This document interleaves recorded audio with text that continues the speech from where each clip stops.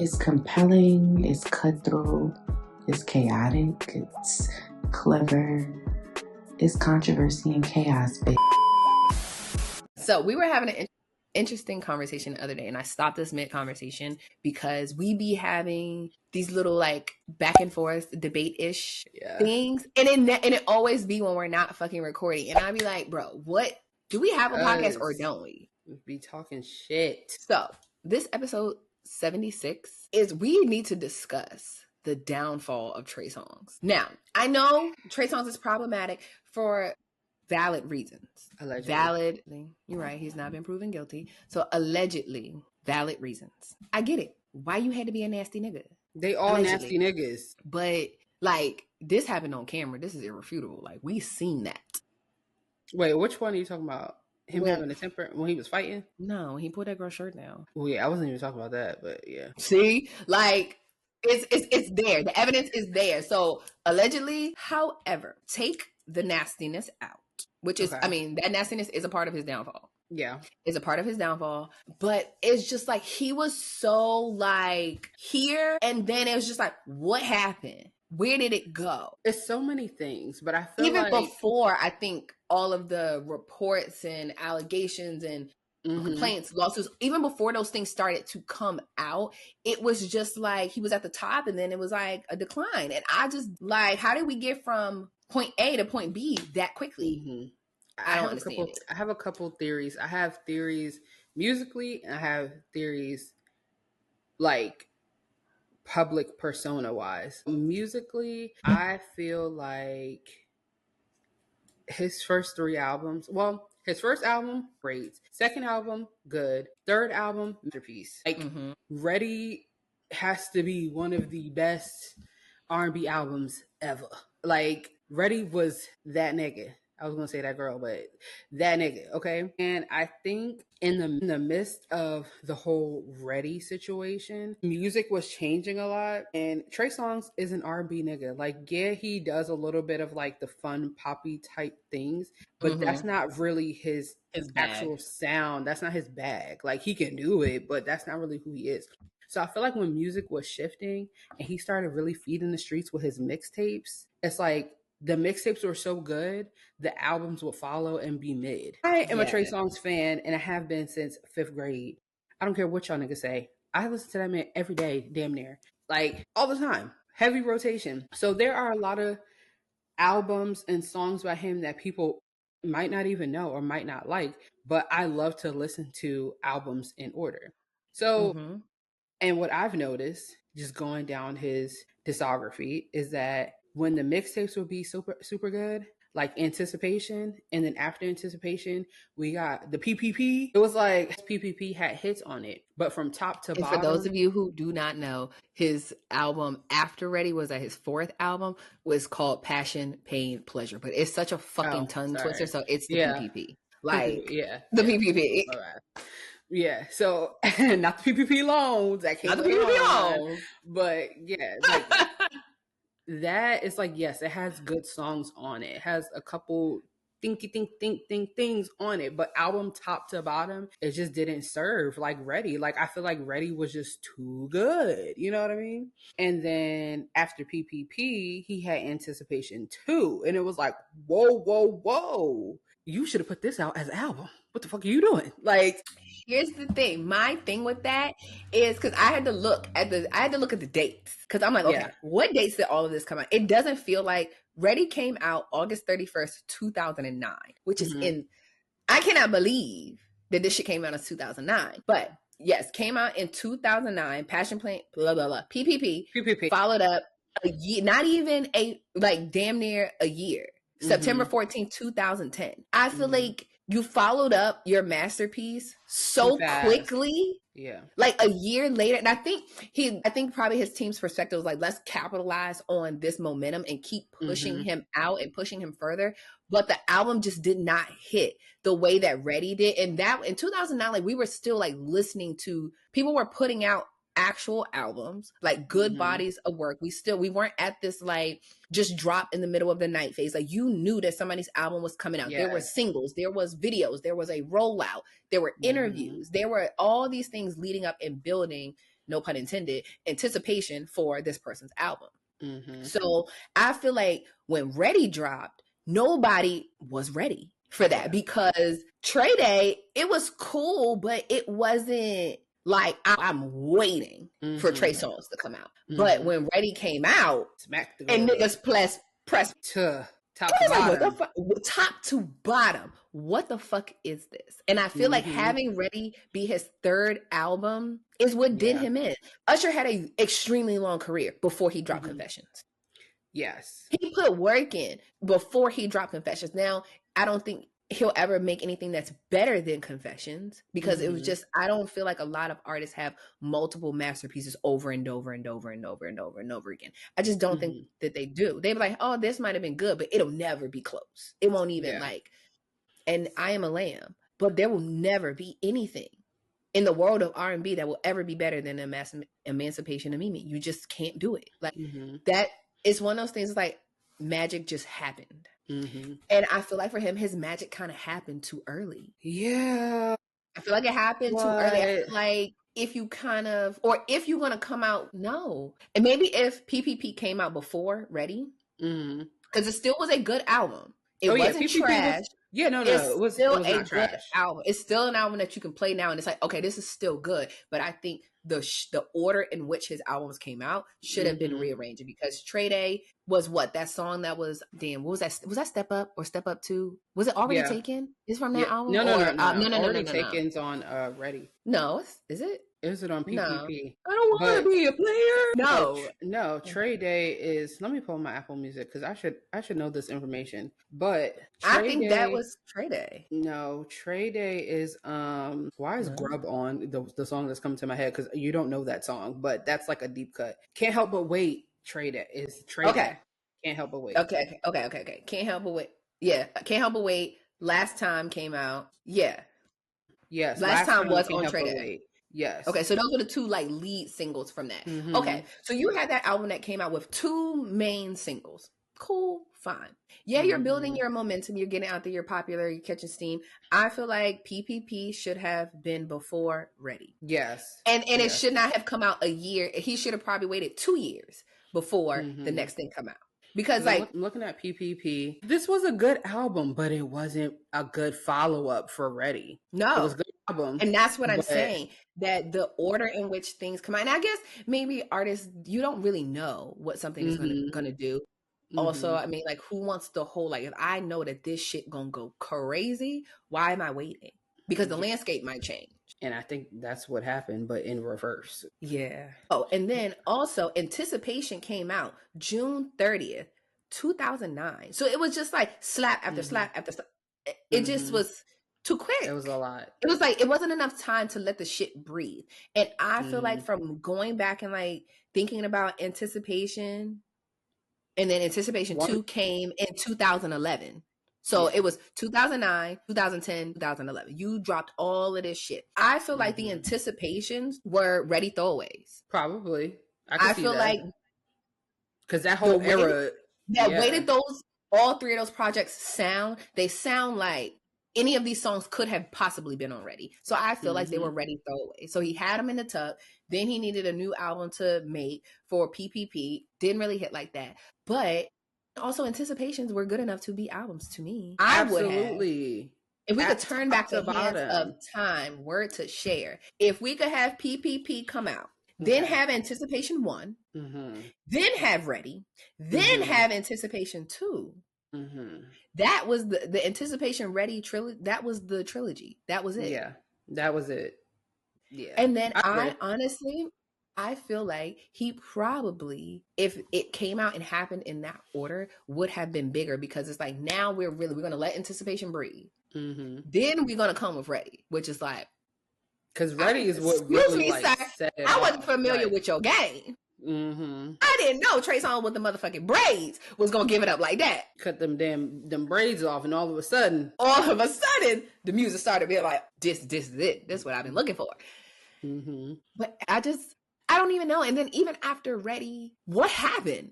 Because it was never like, you think that, because even when you went to see, if you, Matt and what was his name? Whatever. When y'all went to That was 2017. Yes. Okay. So still a little bit later, but that was a smaller venue. That wasn't I saw him in 2014. Remember your 21st birthday when we went to the club, but I saw him the day before. Mm-hmm. Yeah, 2014. That was the Trigger era. But before that, we had Chapter 5. Now that was a good album, but I feel like Chapter 5, it just was like, okay, he had Dive In, Panty Wetter, Heart Attack, Fumble. Like, what else is on here? There's good songs on here. I don't know what was the for people like me. I don't care what he put out. I'm gonna like it regardless. I'm talking about for the mass. Maybe do you think it's because he just, I guess, in the equivalent of male R&B artists from that time, in groups, everything. Do you think that it's because Trey Songz wasn't like a full rounded entertainer? Like Probably. he wasn't. I mean, like Chris Brown and Trey Songz came out at pretty much the exact same time, or maybe you know, a couple of years. Chris Brown had a couple of years on him, but no, they came out at the same time because "Gotta Make It" came out in 2005. When did Chris Brown came out in 2005 too? But they had two separate demographics because of the age. So like, even though they're not far apart in age, when Trey Songz came out, he was automatically for the grown bitches, and Chris Brown was for us, the teeny boppers at that time. But I personally like both of them.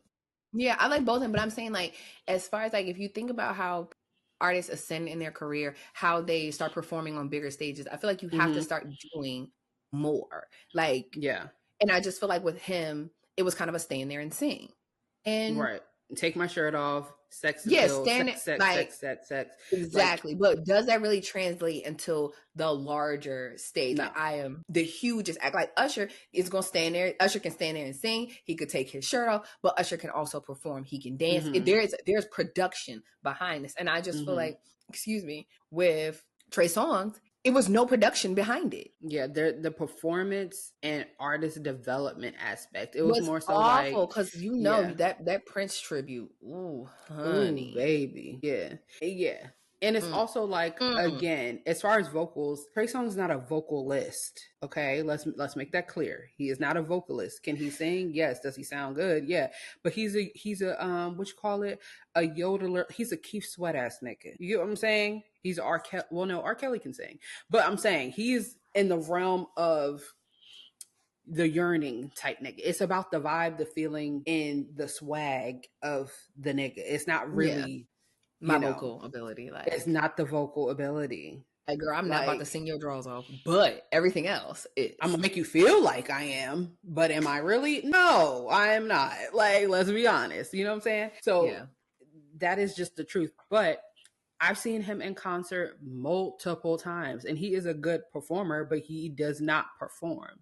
He's entertaining. You get what I'm saying? Like, he's someone that like will interact with the crowd, and you don't even realize, like, has this nigga even done a two-step? Like, what? How'd you get over there? I feel like he just gives off nigga, but he's R&B. So it's like you're supposed to give off a different vibe. Like, you're not a rapper. You know what I mean? Like, right. You give rapper a stage performance, as in there's no real like he has dancers, but he's not like, up there. He ain't shucking and jiving. He ain't like, gyrating, getting jiggy with it. He's not. He's gonna rip that shirt off. He's gonna cater to the girly pops. You know what I mean? Do you think people practice that, like ripping white beaters? Yeah, but I've also seen it in real time. Like, or do you think that they like kind of like cut a little slit in it just so it's like it's guaranteed to rip? Because how do you rip a t-shirt every single time? I feel like they might, but I've seen it happen in real time with like a regular, like in a fight, like before the fight starts. But that's different. That's the adrenaline. So you already like hulked up and like that's different. But I'm talking about like you just on stage crooning and shit. And now you just ripping your shit off. Why does it rip so easy? Like, I be thinking they cut a little slit in the shirt to make it guaranteed, to give it a little momentum, and then they gotta. That would be smart. Cause could you imagine like trying and getting stuck in like never mind, just joking. Keep it on.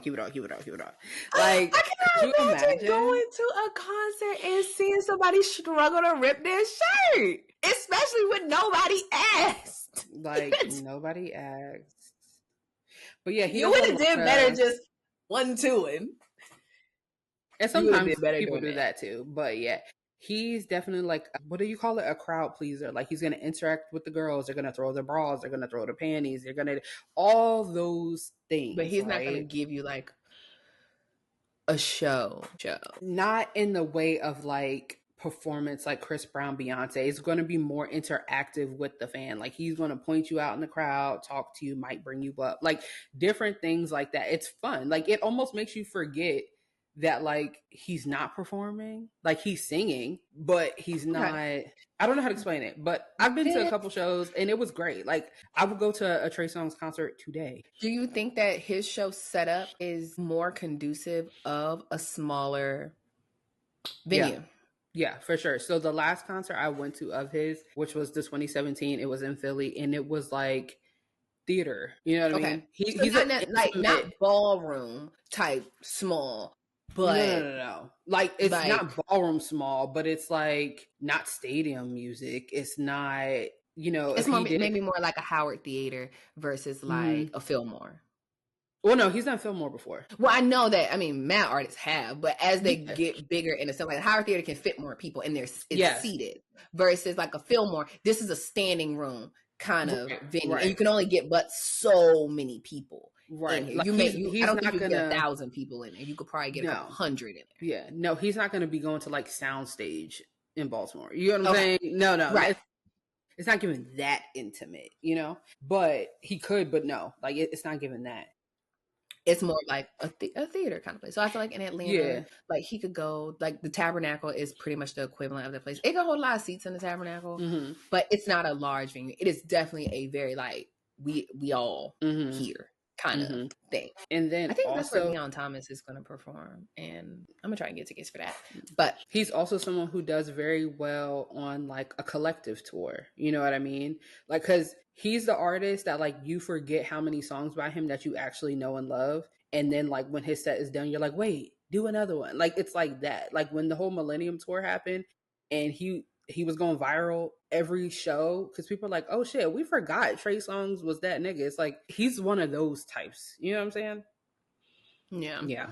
And I it's unfortunate because that niggadom did not last long. Like that shit, I feel like that shit was so fucking short lived. But I feel like it's because music also changed. Like I feel like when he started doing the not LOL smiley face, but when he started venturing into the non like nigga aesthetic, you know what I mean? When he started doing a little bit more poppy fun type of music, it's like, yeah, he did it and it was cool, but it wasn't like, this is not what we know and like you for. It's like, I'm gonna listen because it's cool, but it's not really what I want to hear from you. And I feel like music at that time was changing. R&B was not, his peak happened and then it went down because R&B just wasn't it at that time. Like think about 2010, 2011, 2012, 2013, 2014. What R&B niggas other than Chris Brown was lit? And we can't even say Chris Brown because he dabbled so much into the oomps and all the other things. Like he was giving us R&B, but he was giving us more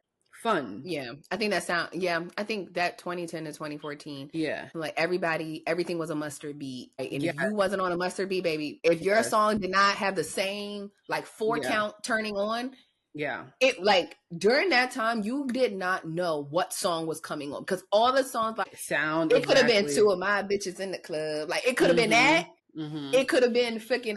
It could have been Ayo could have came on.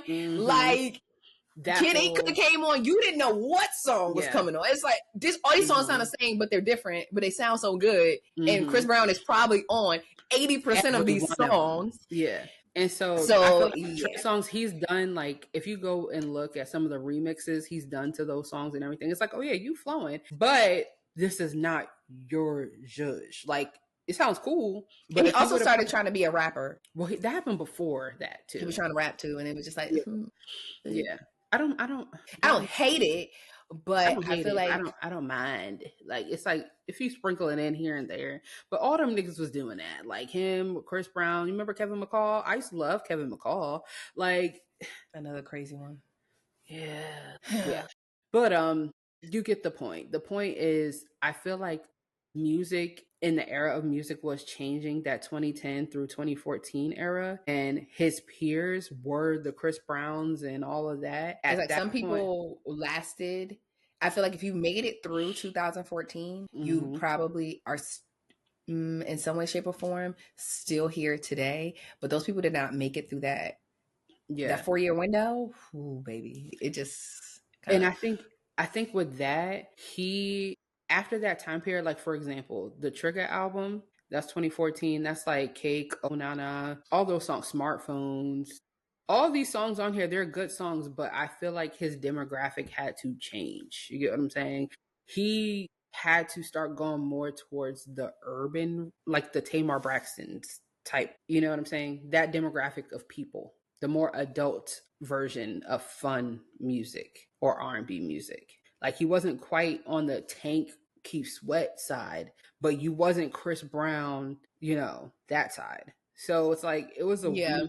I think he was like, What's it called? Urban contemporary. If we had been our age now, then we would be his fan base. Exactly. I mean, I guess, but we kind of started a long time, so I'm thinking like we during that shit, base, like, but yes, but we also kind of grew with it. But let's say had we not, that 30, I would say probably that 30, the 30, 27 to 35 would have been like, this your core right here. And but I still just, maybe at that point, once you move into a different age bracket, it stops urban rhythmic, I don't know, something like that. Yeah. I don't know, but I feel like maybe because once you start catering to, and like not even necessarily catering to, like this is just happens to be what your age range is. These are the people that are connecting with your music more. Once you get into a certain age range, I think perceived popularity starts to change, because when you get older in your 30s, you get media you start getting your things from different places. Right? Versus like, oh, it only be in Instagram or only be in this place or only finding out information on Twitter. When you're younger and you're catering to a younger crowd, the younger people are on these apps.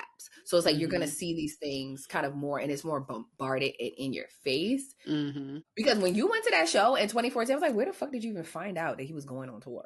Like, but again, too. It was great. But again, and I'm sure it was packed. But even if you think about it now, I don't know how people find out about Keith Sweat shows, but people be at Keith Sweat shows. That's just not my age range. I don't know like what the marketing looks like over there in a group that I'm not in. I know what it looks like now that I'm going to get a story post. I know that I'm going to get an Instagram ad for it. Like I'm going to get those things for people artists that service my age range, but anybody lower, I don't know those people exist. I don't know people outside of my age group exist. So I think maybe that could be a thing. It's just the younger audience was more geared to other things, and he was more towards an older, and I just don't know where they were getting their But I think this is a testament of like, okay, you have an artist that goes from underground to super mainstream to kind of back to the underground. Like Trey Songz is definitely at this point in his career, his new shit. If it's like a, if you know type of things. Like you might hear something and be like, oh wait, that's Trey Songz? Like I ain't heard from him in years. It's like he's consistently put out songs that did well on radio. I can name, looking at all these albums. Okay, 2014. Let's go. Trigger. Oh Nana. That damn song. I don't even like that song. It was everywhere. That Touching and Loving with Nicki Minaj, that was everywhere too. Respectful with Mila J, that song did pretty well. Like, Foreign Remix with Justin Bieber, you don't know that song? Like, you know what I'm saying? They're on the radio, but it's like in their, I don't know, like in every era, in every album, he has a song or two, maybe even three, that did well. But him as an artist and his body of work, they don't compute unless you're a fan. You get what I'm saying? Yeah.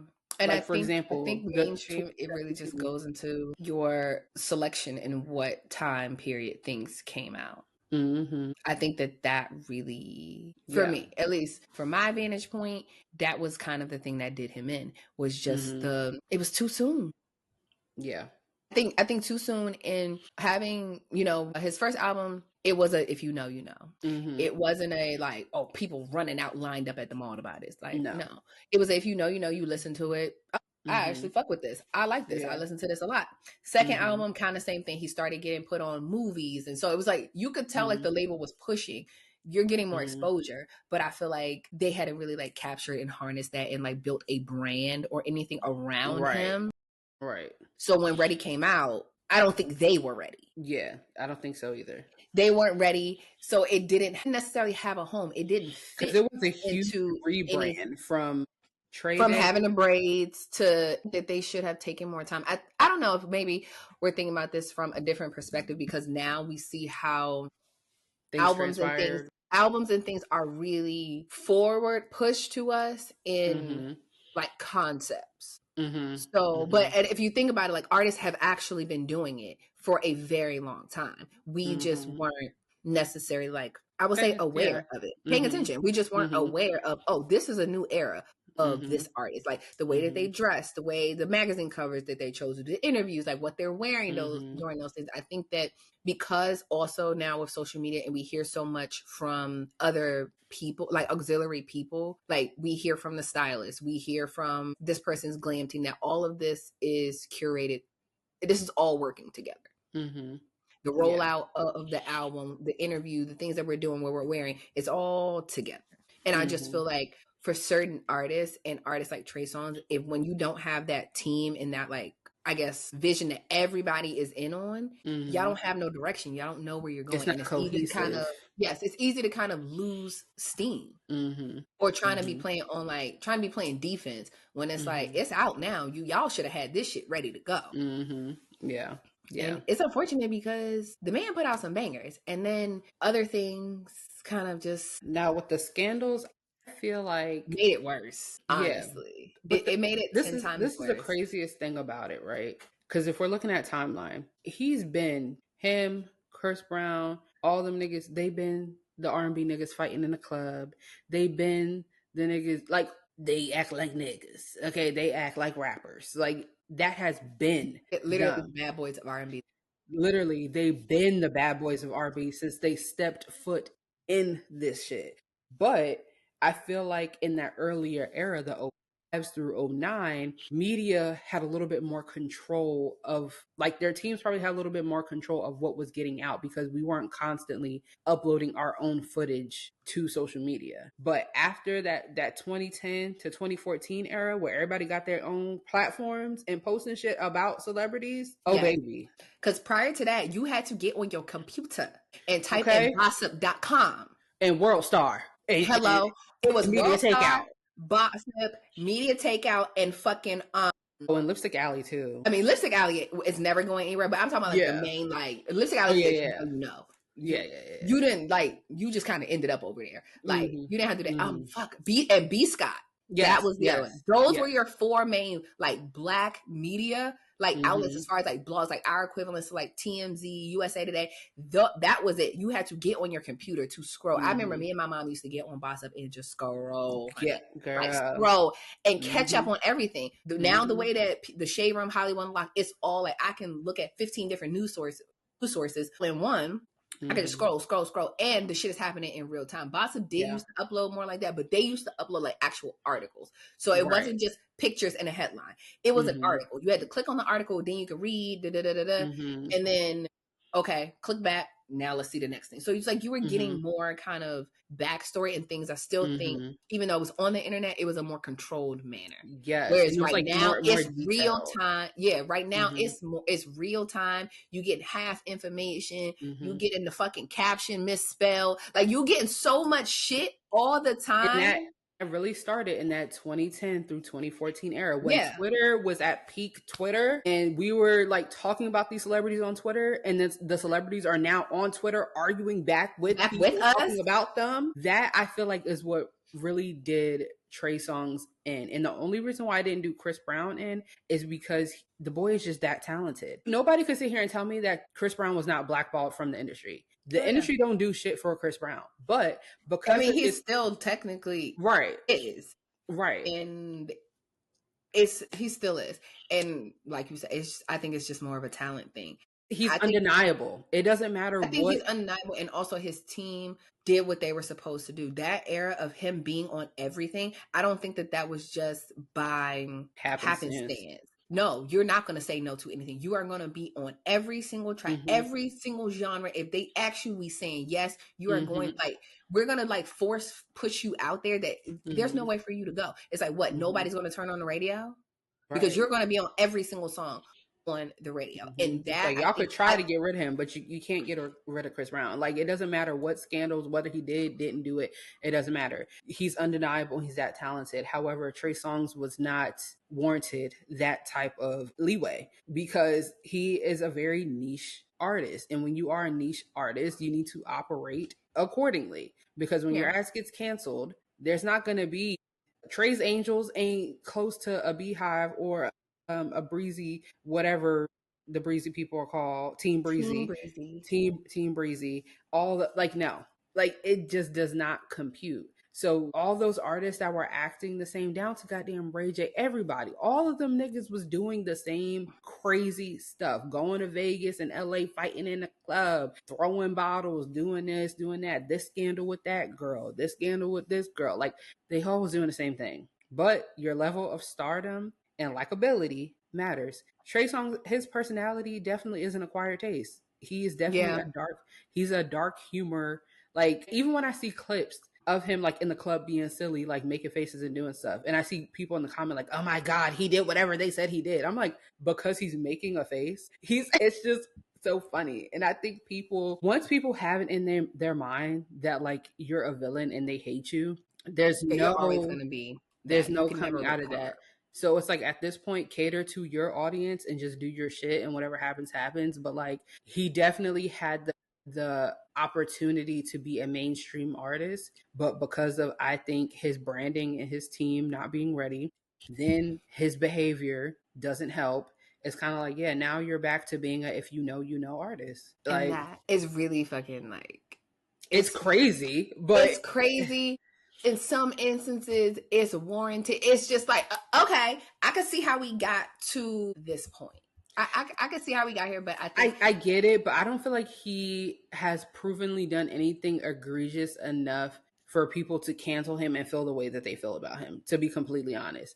And I feel like a lot of it is performative for the internet, because even Eb, she went to his show a few months ago. Girl, packed out, like, telling him to come back on stage, because it was one of those collective type of tours. He had to come back on stage and keep performing because they didn't want him to leave. So clearly, yeah, so, like, I think it's one of those things, like, you definitely have fans, but in terms of, like, stardom trajectory, and just where we ended up, I think it's all the things that we've discussed, and your team really can make or break you. Because I feel like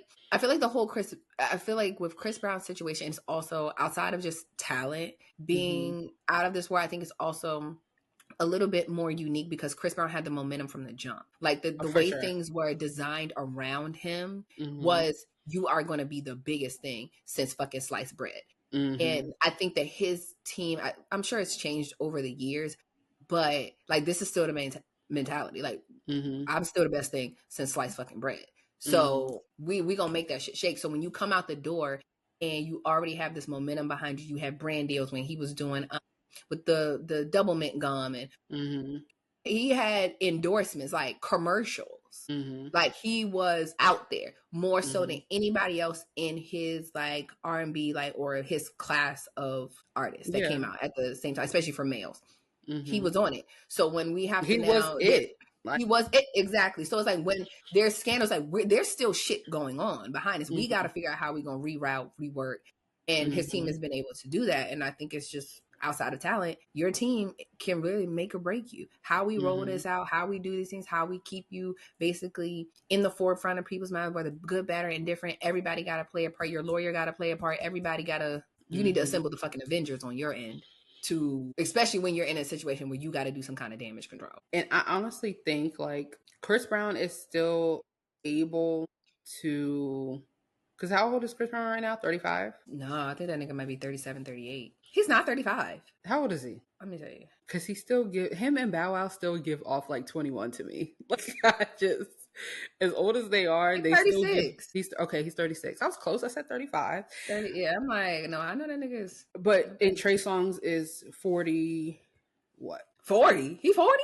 He's older than Chris Brown. Let's see. Gotta be like 38. Yeah, he's 40. He's 40. November 28th. He'll be 41 this year. Yes, he's 40. Damn. Yeah. Yes, exactly. So my thing with Trey Songz, when he did that little halfway rebrand, he should have went all the way. This is, as a fan, somebody who has observed him, his personal life, his music, and everything. When he did in 2020, right? Because Tremaine, the album in 2017, that was the whole "I don't want to be a playboy no more" era, right? Now after that, we thinking, shit, you got your little son. Well, after that, he had a son. You got your little son. Got your little son. Like, you supposed to be growing up, baby. Like, you're supposed to be. I don't want to be a player. It was like the whole flavor of love. Like, yes, I love being this party animal, this girl, that girl, but I'm ready to settle down and do this and do that. You should have did it. That would have been your 360 boost. Because in 2020, when he, your 180. Whatever. Now we're going that way. 360, baby. We going back in the loop. We going to end up where we fucking started. Which is what he did. He did a 360 when he should have did a 180. Yeah, baby. You should have did a 180. After that Tremaine album, that was supposed to be your last hoorah at this bad boy of R&B shit. Okay? Wrap it up. This Back Home shit right here, 2020, we was in COVID. It was very like home movie. He showed his son and his baby mama. They weren't, I don't know what their relationship status is. They co-parent very well. She seems very nice. You should have settled down with her. You should have got married. You should have did all the things. I don't want to see you in the clubs no more, popping bottles, acting an ass with Ray J and them. I don't want to see it. Like, you should have did that rebrand and went back home and made and built a home, my nigga. Like, that's what you should have did. That would have helped your career. I promise you. All the scandals with the girls and on the yachts and the this and the that, stop putting yourself there. I feel like he thought disappearing and barely posting on social media and being mysterious and going to Dubai. No, that wasn't enough, because now you're back. And niggas is like, oh shit, Trey Songz, he got hits. Oh, he put out this song. He did this. He did that. It's lit. But then you have the people, the North don't forget. And if you are coming back as the same nigga that you left as, it's only going to make matters worse. Come back. It gives people the reason to double down and be like, oh, this person hasn't changed. So yeah. So it's like, we rolling with the same thing. You should have had fun in Dubai with the sheiks and shit like that, and came back and been a nice, upstanding father. Maybe if you didn't get married, at least showcase your co-parenting with your baby mother. She seems like a very lovely lady, very wholesome. She doesn't even look like, those types of girls. You get what I'm saying? Nigga, settle down. Quiet down. Settle down. Make your music. I promise. Like, you stress me out. It's so annoying. Because it's also stressful for me as a fan. Because, like, I can't even fucking enjoy you in your artistry in peace. Because I'm not going to be fighting on the internet with these people about how horrible of a human you are when... And that's why I would never fight on the internet. Exactly. I just want to enjoy my music in peace. And I'm not even putting this episode out. I am not arguing with anybody about who they choose to like and not like. Like, I can dislike that you like that person. Cool, fine. Mm-hmm. No, but people get so upset. But I don't have to, like, we don't have to go at it. I don't have to personally respond to you, because for the fuck. Why? Yeah. We're all going to like people. And I just realized, kind of, especially in this realm of like celebrity and things like that, things that are kind of like real but not real. Like, it's not real life. Like, they are way over there. Yeah, like, I don't know this man. Like, this is all our interpretations of what we've seen over the years. Right. Yeah. And I think I've just realized that when it boils down to like what people will accept and what they want to say, it's all a case by case basis. Just like everything else in life, everything is a case by case basis.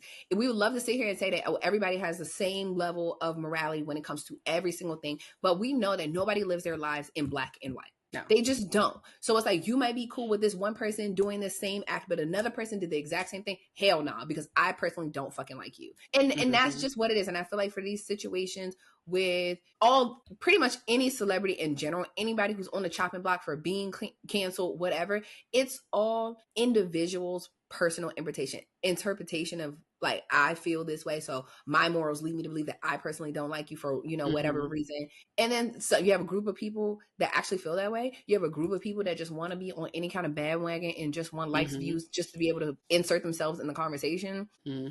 just to have something to say. And then other people that just don't. I'm not getting involved with that. Like, if I fuck with it, I'm gonna listen to it. If I don't fuck with it, I'm not gonna listen to it. If I fuck with an artist, I'm gonna go to the show if I want to pay that, because this is my George Washington dollars. I am going to pay. Use them to do what I want. You don't. Okay, cool. But you might spend your money on somebody that I personally don't fuck with. But I don't gotta hate you. I don't give a damn. I really don't. That's just like, I've seen some people online talking trash about people going to Breezy Bowl. Okay. Like, okay. And that's what I said. It's one of those things that is subjective. It's like, if you want to double down and this is 100% not for you, okay, cool, fine. But I don't need you to try to harass me to make me think the way that you think. No, I don't care. That's your opinion. That's the hill that you want to die on. Cool. That's all well and fine. I'm not going to change your mind and force you to be a fan. You can't force me to not be a fan. Everybody can do shit that's subjective, because no singular person lives their life in black or fucking white. Everybody lives their life in the gray. It's like, I can deal with these things up until a certain point, and then once I reach my personal threshold, I'm cool. Yeah. For some people, their threshold is a little bit lower, and that's okay, and that's fine. I'm never. And some people don't even have a threshold. It's just performative. Like that too. Like, don't even be fucking mad. And those people who subscribe to groupthink, I can't get with that, because like, you don't even have a mind of your own. So look at me going back and forth with you when you got to go and watch somebody else's video so you can come back and regurgitate what they said, baby. Like, every opinion you had is from a tweet that you read or a TikTok that you heard. We not going toe to toe. I'm sorry. Y'all niggas wasn't outside. Like, I don't know. When it comes to certain music and eras of people, like, sure, I don't have to agree with everything that Chris Brown, Trey Songz, Rihanna, any of these people have done. But in my mind, they have not done anything egregious enough to say that they should never be performers or utilize their talents or make money to feed their families or whatever. Like, especially in the court of law, like, okay, what have they been accused of? All right, Chris Brown, his whole fighting situation. Your cousin Boo Boo down the street in Man, they fight all the time. Like, okay, moving on. I don't understand the outrage. Like, why do you give a fuck? Like, I don't get it. Yeah, I don't get it. I think it kind of just gives people something to say when being quiet. Like, what you think, he's gonna beat you up at his concert if you go? Okay. Certain things I just can't subscribe to it. I just kind of, okay, you can be mad, but we not about to fucking argue. Because there are a ton of celebrities, singers, rappers, all the things that are horrible people in general as well. Like, all of these people got their own isms, just like we got our own isms. Okay, they're people as well. So yeah, but yeah, this was fun. I'm probably gonna go listen to Ready. Yeah, I might have to. I'm gonna make my own trilogy. Actually, I'm gonna listen to Anticipation 1, then Ready, then Anticipation 2, and I'm gonna skip over PPP like that shit just did not exist, because it will not interrupt my flow. PPP can come after those 3, but I'm gonna rearrange that catalog the way I want to hear it. Well, no, you mean PPP first. Well, yes, but it has to get out of the way of that block. Those 3 need to stay together. I don't need PPP interrupting my flow. Yeah, because like, I just want to hear, and I wish on Apple, there has got to be a way, because I don't want to have to make a playlist to put these in a certain order. I just want them to play this album, and then I want you to play this album right after that, and then this one right after that. You can do that. Like, when you're so if I hit up next, I know if I hit up next, it'll play like one song, but will it do the whole album? If you go, like, if you say play next at the top of the album, actual thing, it'll play the album next. Yeah, I'm pretty sure. Hold on. Not Antidote. Travis Scott, get out of here. Like, how you get in it? Like, I typed anti, and here go Rihanna and Travis Scott, move. I didn't ask for those to be played. Wait, is Anticipation 1 not on here? Or I'm like, or do I not have this shit in my phone? What? Okay. It's on there. I'm dumb. We always knew that, because the cover of Anticipation is the cover of Ready. And so why did we fuck up the trilogy with PPP? Well, I think because PPP, I don't know, because Anticipation 2 to me, and I know we're backtracking on the episode, but Anticipation 2 to me goes with Ready and Anticipation 1.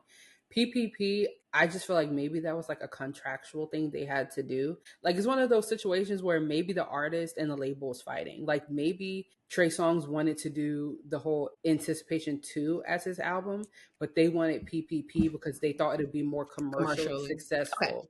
I could see that. That's what I think. And that's why I feel like he said, yeah, y'all can have PPP, but I'm still going to put out Anticipation 2 as my mixtape. Yeah, but also, okay, we've got to end this because this is how we be on 45. This is how we be on the phone for 3 hours. Mm-hmm. We be giving y'all an hour of how we be on the phone for the entirety of the day. But being that you said that, that actually does make a lot of sense. And this is also why I take issue with Ready being his third album, because most artists, when they're in their third album, they don't have no power at the label to tell them what they're going to do and what they're not going to fucking do. Mm-hmm. When you get to a certain... definitely gave... This is what and it's just like, because really you hadn't proven yourself at that point to be like, I'm this caliber of artist. I'm not putting out something that I don't want to put out right now. This is not it. This is the order. Everybody don't have that cachet. And I think at that point in time, he did not have that cachet at whatever label he was on. And it was like, no. We're going to do this.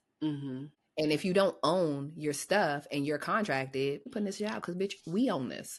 And it's going out.